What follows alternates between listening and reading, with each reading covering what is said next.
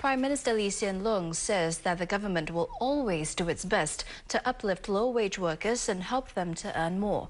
Addressing the May Day rally this morning, Mr. Lee said that this must be achieved through sustainable improvements and not through a big risk with short-term jumps. As Ramesh reports. A show of solidarity as nearly 1,500 unionists, employers and government leaders gather at the annual May Day rally. Prime Minister Lee Hsien Loong said Singapore has made good progress in recent years. Macro conditions are good, but workers are anxious. Unionists have voiced concerns over issues such as the cost of living, especially in healthcare.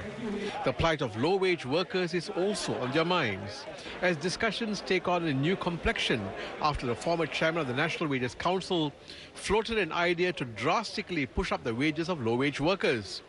Mr. Lee warned against quick solutions and explained why the idea won't work. Prof Lim Chong Yah recently proposed pushing up low-wage worker wages quickly. 50% in 3 years, 15, 15, 20, bam, bam, bam. I appreciate his good intentions. I share his concern over this group of workers. But I do not agree with his drastic approach, because the only realistic way to move is step by step, with wages and productivity going up in tandem together.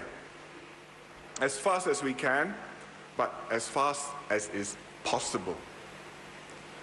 In the early 1980s, we did have one period when we zoomed up and pushed wages up very rapidly. Wage restructuring. But even then, we ran into problems. Wages shot up, productivity didn't improve, and we lost competitiveness. So in 1985, when the winds changed, when the conditions turned difficult, we plunged into a very deep recession. It was scary. Mr. Lee also explained the effect of higher wage increases on small and medium enterprises. He says they too are affected.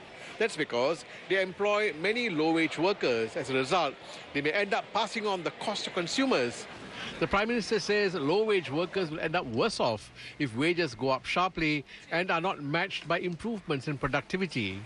I think the union leaders understand this, but they are under pressure because the proposal has been widely discussed. It has raised great expectations. And so it's important for me to spend some time today to explain to you why we have to move carefully, why a drastic approach will not work, why we should not confuse our workers. Better aim for what is sustainable. Don't take a big risk with short-term jumps in wages. But I promise you this, we will always do our best to uplift our low-wage workers. And we have many programs doing that. Turning to the issue of foreign workers, Mr. Lee noted the different perspectives of employers and workers. Employers cannot find enough Singaporean workers, especially those who stay on the job. For Singaporean workers, the presence of foreign workers adds to competition, reduces wages and takes away jobs. The Prime Minister said both arguments are valid, but only up to a point. But he said the inflow of foreign workers has to slow down significantly in the coming years, as Singapore cannot keep on bringing in 80,000 foreign workers a year. While we must always be open to the world, let me be quite clear. Singaporeans will always be our priority.